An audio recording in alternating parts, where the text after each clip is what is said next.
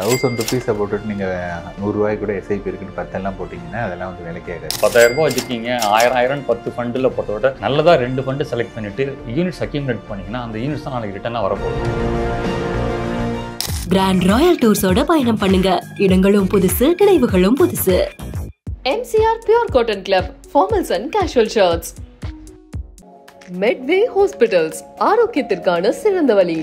1 lakh crore fund வந்து next 5 இயர்ஸில் கொடுக்கக்கூடிய ரிட்டர்னை விட 5,000 10,000 ஃபண்டு கொடுக்கக்கூடிய ரிட்டர்னுக்கான ப்ராபபிலிட்டி நிறைய. ஃபண்டில் இன்வெஸ்ட் பண்ணிவிட்டு அடுத்தடுத்த ஃபண்டு வரும்போது அதை வந்து தெரியாமல் அதை ஸ்விட்ச் பண்ணி அடுத்தடுத்து போயிட்டே இருக்காங்க. இப்போது இந்த மாதிரி ஸ்விட்ச் பண்ணி போகிறதுனால ஃபினான்ஷியலாக லாஸஸ் அப்படிங்கிறது ஏதாவது இருக்குமா? இருக்காது. அதாவது நான் தான் சொன்னேன் இல்லையா, மியூச்சுவல் ஃபண்டில் நீங்கள் இன்வெஸ்ட் பண்ணுறீங்க அப்படின்னதுன்னா உங்களுக்கு 2 ஆப்ஷன். ஒன்று, நீங்கள் உங்களுக்கே அதை பற்றி தெரியணும். அப்படி இல்லைன்னா ஒரு டிஸ்ட்ரிபியூட்டர் அணுகணும். நிறைய சோஷியல் மீடியாவில் பேசுகிறவங்க ஸ்மால் கேப்லாம் வந்து ரிஸ்க் அப்படிங்கிற ஸ்மால் கேப்பில் இன்வெஸ்ட் பண்ணியிருக்காருன்னு பண்ணவே இல்லை. இந்த 6 மாதத்தில் ஸ்மால் கேப்பில் வந்து மேக்ஸிமம் வந்து விழுந்தது வந்து பார்த்திங்கன்னா ஒரு 25-27% வரையும் விழுந்தது. மார்ச் 1லேருந்து இன்றைக்கி இருக்கக்கூடிய ஆகஸ்ட் 12 வரையும் பார்த்தீங்க அப்படின்னா மினிமம் 20% ரேட்டு இந்த லாஸ்ட் 5 இப்போ இந்த 2 லட்சத்தோட you're moving to the another fund. எப்போதுமே வந்து பார்த்தீங்கன்னா small cap or mid cap அதிகமாக விழும் லார்ஜ் கேப்பை விட. But when it comes to rising அப்படிங்கும்போது ஆட்டோமேட்டிக்காக அப்போ வந்து ரியல் வெல்த்தை க்ரியேட் பண்ணோம்னா அது 2 இயர்ஸோ 3 இயர்ஸோ வந்து மார்க்கெட் வாலட்டிலாக இருந்ததுன்னா அந்த இன்வெஸ்டர்ஸ்க்கு வந்து ஒரு நல்ல ஒரு யூனிட்ஸ் வந்து ஒரு ஆவரேஜ் ப்ரைஸில் வந்து அவர் அக்யூமுலேட் பண்ணலாம். இது வந்து ஃபியூச்சர். ஸோ அதனால் வந்து ரிஸ்க்கு வந்து ஆல்வேஸ் லீட் டு ரிவார்ட்ஸ். இப்போ வந்து பார்த்தீங்கன்னா இந்த மல்டி அசெட்ஸ்ன்னு சொல்லிட்டு இப்போ என்னென்னா அந்த லாஸ்ட் ஒரு 2 இயர்ஸாக வந்து கோல்டு நல்ல ரேலி ஆயிருக்கு. Silver is also started moving. So இப்போ மல்டி அசெட் அப்படிங்கும்போது apart from equity and debt so இதெல்லாமும் வேறு வந்துட்டுருக்கு. ஷார்ட் டேர்மை பற்றிலாம் எனக்கு கவலையே கிடையாது. நான் வந்து ஒரு 15 வருஷம் 20 வருஷம் நிறைய வெல்த் கிரியேட் பண்ணேன். Either for my retirement R என்னுடைய குழந்தை. இப்போ தான் எனக்கு குழந்தை பிறந்திருக்கு. குழந்தையோட எஜுகேஷன் வந்து ஒரு 17-18 வருஷம் இருக்குது. என்னுடைய அப்ஜெக்டிவ் வந்து only for a long term wealth creation அப்படின்னு நீங்கள் சூஸ் பண்ணிங்கன்னா அங்கே வந்து உங்களுக்கு அசெட் அலோகேஷன் நான் இப்போ தான் இன்வெஸ்ட் பண்ண போகிறேன், என்னால் மாதம் வந்து ஒரு 1000-2000 ரூபாய் தான் பண்ண முடியும் இப்போதைக்கு. இந்த ஜேர்னியில் எனக்கு எங்கேயோ ஒரு லம்சமாக ஒரு 10,000 50,000 1 லட்சம் அப்படின்னு கிடைச்சா நான் லம்சமாக இன்வெஸ்ட் பண்ணுவேன். இந்த மாதிரி ஒரு நபர் எத்தனை ஃபண்ட்ஸில் இன்வெஸ்ட் பண்ணலாம்?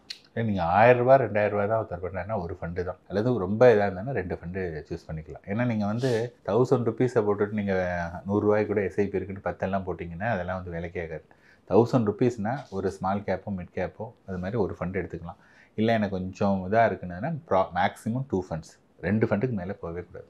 ஏன் அப்படின்னா ஸ்டாக்ஸோ மியூச்சுவல் ஃபண்டோ பொசிஷன் சைஸ் மேட்டர்ஸ்னு ஒரு உண்டு. அப்படின்னா என்ன அர்த்தம்னா அடிக்குவேட் அமௌண்ட் ஆஃப் யூனிட்ஸ் நீங்கள் எவ்வளோ அக்யூமுலேட் பண்ணி வச்சுருக்கீங்களோ அந்தளவுக்கு தான் ரிட்டர்ன். நீங்கள் 10,000 ரூபாய் வச்சுருக்கீங்க, 1000 10 ஃபண்டில் பொறுத்தவரை நல்லதாக 2 ஃபண்டு செலக்ட் பண்ணிவிட்டு யூனிட்ஸ் அக்யூமுலேட் பண்ணிங்கன்னா அந்த யூனிட்ஸ் தான் நாளைக்கு ரிட்டர்னாக வரப்போகுது. அதே மாதிரி தான் ஸ்டாக்ஸ்லேயும் வந்து இன்வெஸ்ட் பண்ணுறவங்க வந்து அந்த பொசிஷன் சைஸ் வந்து ரொம்ப முக்கியம். அப்போ தான் கரெக்டான ப்ராஃபிட் வந்து நம்ம எடுக்க முடியும். சரி, இப்போது நம்ம மியூச்சுவல் ஃபண்டு பொறுத்த வரைக்கும் ஒரு ஃபண்டு வாங்கினா அதில் 10 வருஷத்துலேருந்து 20 வருஷம் வரைக்கும் நம்ம இன்வெஸ்ட் பண்ணணும் அப்படின்னு நினச்சி தான் வாங்குகிறோம். இப்போ இந்த ஃபண்டு பொறுத்தவரைக்கும் சொன்னார் மொமெண்டம் நடுவில் வந்து மாற்றணும், நம்ம வந்து புது ஃபண்டு வேணாலும் ஆட் பண்ணலாம் அப்படின்னு சொல்லி. இந்த 10 to 15 வருஷம் நம்ம ஒரே ஃபண்டில் இருக்கிறோம் அப்படின்னும் போது எந்த இடத்துல இந்த ஃபண்டை எக்ஸிட் பண்ணணும் அப்படிங்கிற விஷயத்தை எப்படி தெரிஞ்சுக்கலாம்? ஃபஸ்ட்டு வந்து பார்த்தீங்கன்னா ஒரே ஒரு விஷயம் புரிஞ்சுக்கணும். Mutual fund is long term but not on the same fund.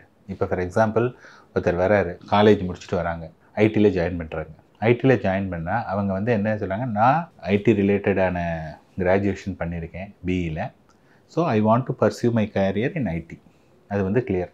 அதில் ஒருத்தர் என்ன பண்ணுறாருன்னா ஒரே கம்பெனிலேயே வந்து ஒர்க் பண்ணுறாரு. ஒருத்தர் என்ன பண்ணுறாரு, ஒரு கம்பெனியில் ஒர்க் பண்ணுறாரு, அங்கே வந்து ஓரளவுக்கு கற்றுக்கிட்டார் விஷயம் அப்படின்னதுன்னா வேறு ஒரு ஆப்பர்ச்சுனிட்டி இருக்குது அப்படின்னதுன்னா அடுத்து ஜம்ப் பண்ணுறாரு. அவர் என்னென்னா same industry but not on the same company. அப்படிங்கும்போது அவருக்கு வந்து அந்த கண்டினியூட்டி வந்து தடைப்படாது. ஆனால் நான் ஃபஸ்ட்டு வந்து ஐடியில் இருக்கேன், ஒரு 2 இயர்ஸ் இருக்கேன், அதுக்கப்புறமா நான் வந்து சேல்ஸுக்கு போகிறேன், அதுக்கப்புறம் மேனேஜ்மெண்ட் போகிறேன், அப்புறம் ஏதோ ரீட்டைல் போகிறேன், அல்லது ஒரு மேனுஃபேக்சரிங் போகிறேன். இந்த மாதிரி நான் வந்து மாற்றி பண்ணிகிட்டே இருந்தேன்னா அந்த கண்டினியூட்டி வந்து வரவே வராது. ஸோ ஒரு ஃபண்டை வந்து எப்போ நம்ம வெளியில் போகிறோம் அப்படின்னதுன்னா ஒவ்வொரு ஃபண்டுக்கு வந்து ஒரு பெஞ்ச் மார்க்குன்னு இருக்குது. So as long as the fund is beating the benchmark பண்ணிகிட்டு இருந்ததுன்னா ஓகே. இது வந்து சிம்பிள். நம்ம ஸ்கூலில் படிக்கிறோம், ஸ்கூலில் வந்து 35 மார்க் பாஸ் அல்லது 50 மார்க் பாஸ் மார்க் எடுத்துகிட்டே இருந்தோம் அப்படின்னதுன்னா வீட்டில் ஒன்றும் ஜஸ்ட்டு பாஸ்னாலும் சரி அட்லீஸ்ட் பாஸ் ஆகுது பண்ணுறான் அப்படின்ட்டு ஒன்றும் சொல்ல மாட்டாங்க. பாஸ் பண்ணலை அப்படின்னா என்ன பண்ணுவாங்க, ஒன்று வந்து பேரண்ட்ஸ் திட்டுவாங்க. அது வந்து திட்டி என்ன பிரயோஜனம்? ஒன்றும் கிடையாது. அப்படின்னா உனக்கு என்ன தேவை? உனக்கு வந்து கோச்சிங் வேணும். சில இதில் உனக்கு இங்கிலீஷ் வர மாட்டேங்குது, மேத்தமெட்டிக்ஸ் வர மாட்டேங்குது அப்படின்னதுன்னா they are doing a coaching. கரெக்டாக?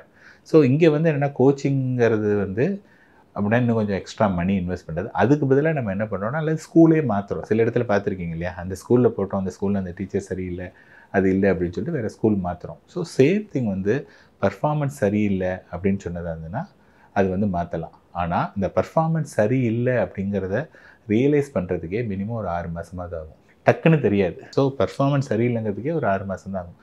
அதுக்காக தான் வந்து ஒரு டிஸ்ட்ரிபியூட்டரை பொறுத்தவரையும் பார்த்தீங்கன்னா அவங்க வந்து எல்லா ஃபண்ட்ஸையும் ட்ராக் பண்ணிகிட்டே இருப்பாங்க. எது எப்படி பெர்ஃபார்ம் பண்ணிகிட்ருக்கு, என்ன இருக்குன்னு. அவங்க வந்து they will be in a better position to identify. முன்னாடி வந்து வெல் இன் அட்வான்ஸாக சொல்கிறதுக்கு நிறைய சான்ஸ் இருக்குது. ஸோ டெஃபினட்டாக whether you are going through distributor or நீங்களாகவே பண்ணால் கூட கான்ஸ்டண்ட்டாக மானிட்டர் பண்ணணும். அந்த ஃபண்டு வந்து சரியாக பர்ஃபார்மன்ஸ் இல்லை அப்படின்னதுன்னா அதுலேருந்து மூவ் பண்ணணும். அல்லது ஃபண்டு சைஸ் ரொம்ப பெருசாகிடுச்சு. நான் சொன்னேன் இல்லையா, இப்போ 1 lakh crores மாதிரி இருந்ததுன்னா பெட்டர் ஜஸ்ட் அதுலேருந்து மூவ் பண்ணிவிட்டு அடுத்த ஃபண்டில் போகலாம். ஏன்னா 1 lakh crore ஃபண்டு வந்து நெக்ஸ்ட்டு 5 yearsல கொடுக்கக்கூடிய ரிட்டனை விட 5,000 10,000 ஃபண்டு கொடுக்கக்கூடிய ரிட்டனுக்கான ப்ராபபிலிட்டி நிறைய.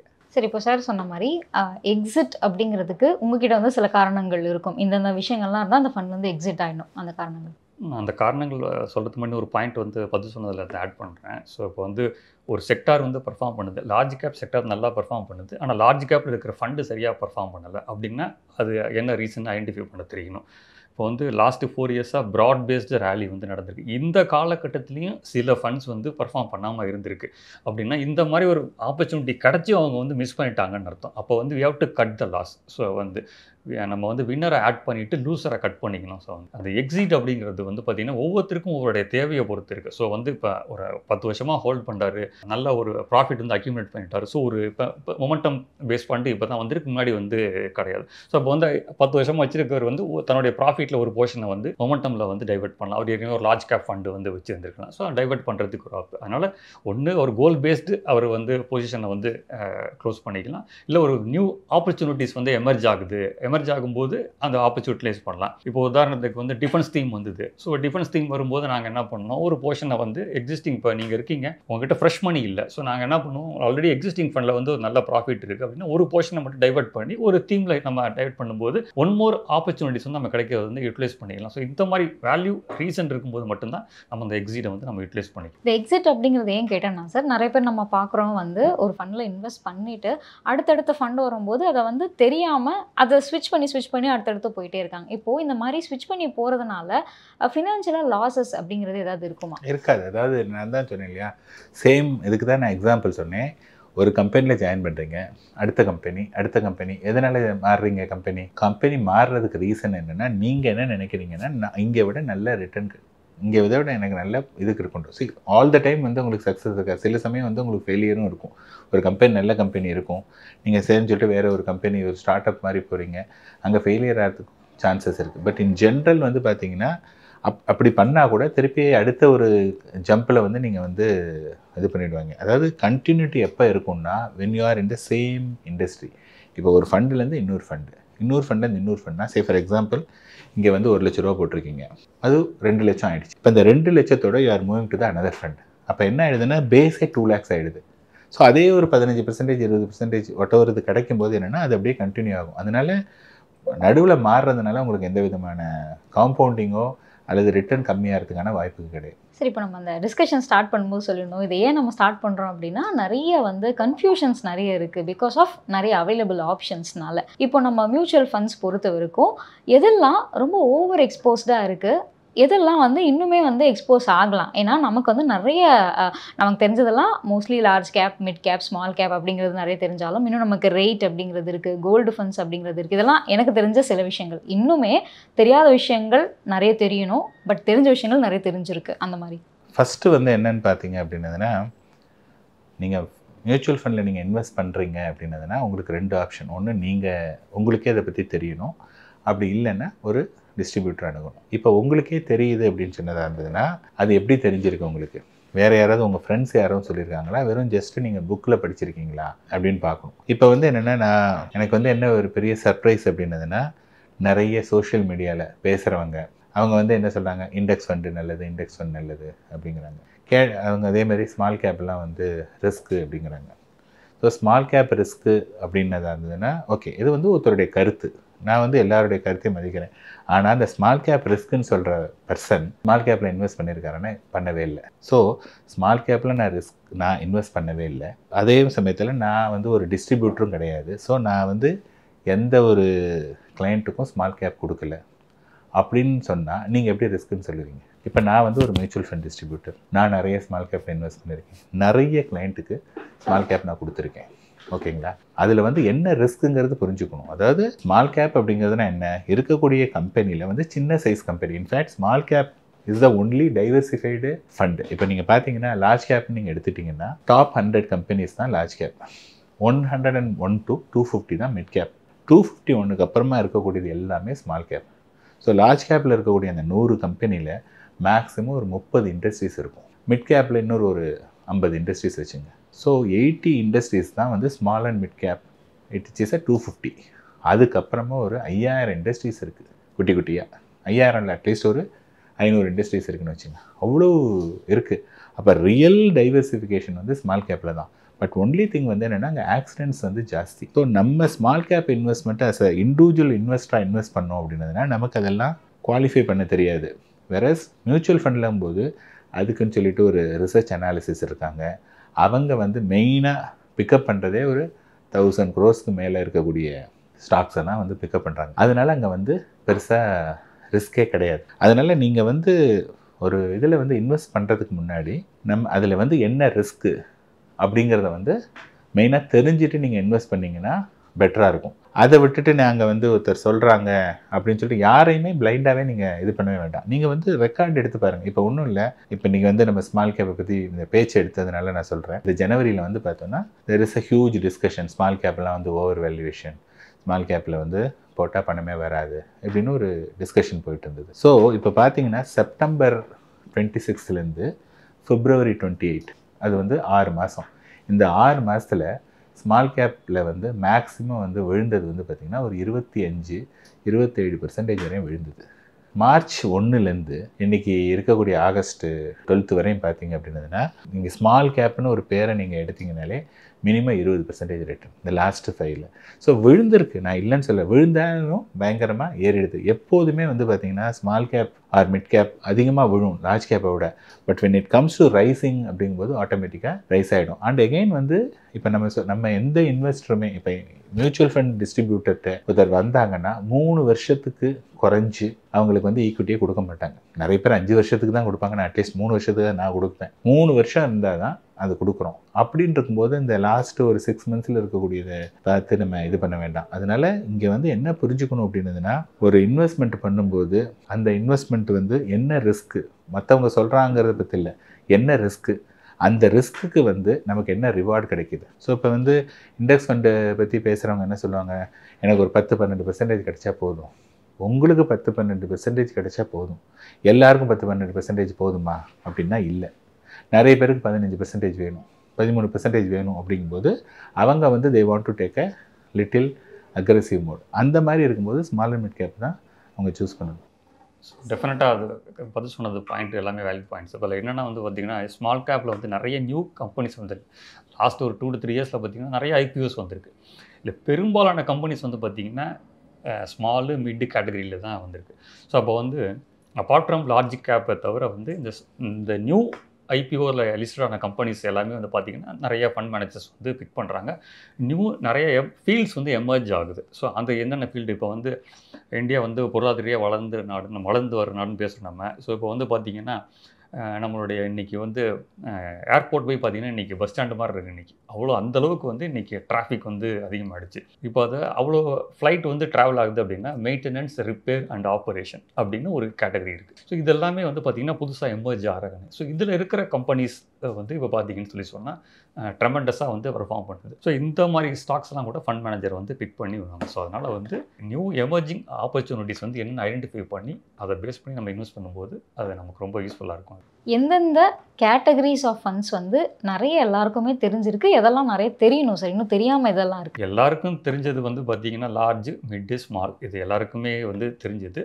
இப்போ ரீசெண்டாக கொஞ்சம் ஃபியூ இயர்ஸாக பாப்புலராக இருக்கிறது வந்து ஃப்ளெக்ஸி கேட்டகரி.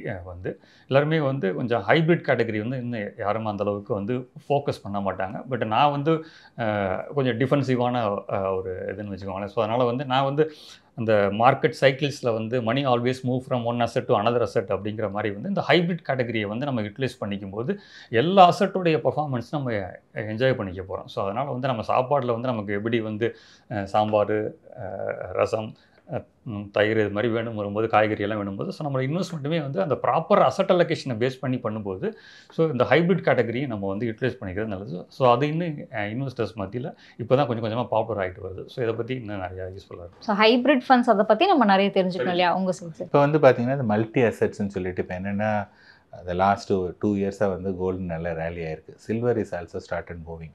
ஸோ இப்போ மல்டி அசெட் அப்படிங்கும்போது apart from equity and debt so இதெல்லாமும் வேறு வந்துட்டுருக்கு. அசெட் அலோகேஷன் வந்து என்னத்துக்காக மெயினாக ஒன்று பண்ணுறாங்கன்னா, அசெட் அலோகேஷன் வந்து it will not generate more return. Asset அலோகேஷனால் அதிக ரிட்டர்ன் கிடைக்காது. அசெட் அலோகேஷனால் 2-3 அசெட்டை மிக்ஸ் பண்ணும்போது ஒரு செட் மேலே போடுதுன்னா ஒரு for example last year equity return வந்து ஃப்ளாட்டு, கோல்டு ரிட்டர்ன் ஜாஸ்தி. இப்போ ஈக்விட்டியும் கோல்டையும் மிக்ஸ் பண்ணியிருந்தீங்கன்னா you have a better return.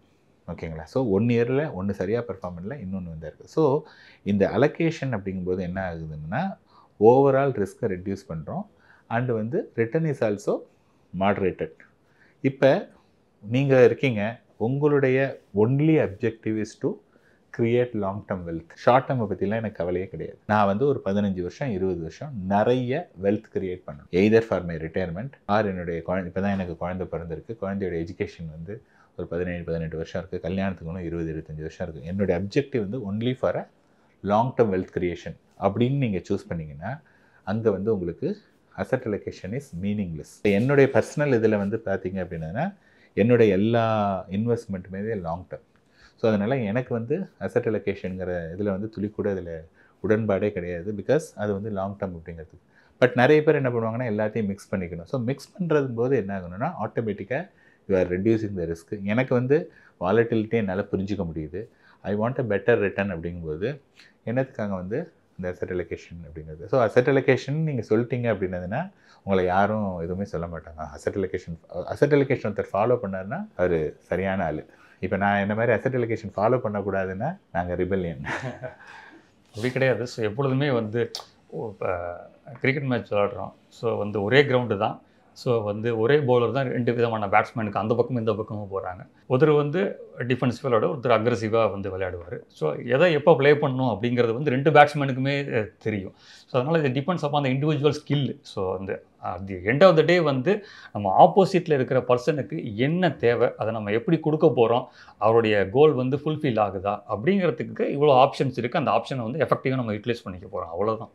சரி, இப்போது நம்ம இந்த டிஸ்கஷன்லேயே ஃபண்டு கேட்டகரி அப்படின்னு பார்க்கும்போது நம்ம நிறைய டிஸ்கஸ் பண்ணிட்டோம். Large cap, mid cap, small cap, flexi cap, hybrid சொன்னீங்க, asset allocation, multi asset funds அப்படின்னு சொன்னீங்க.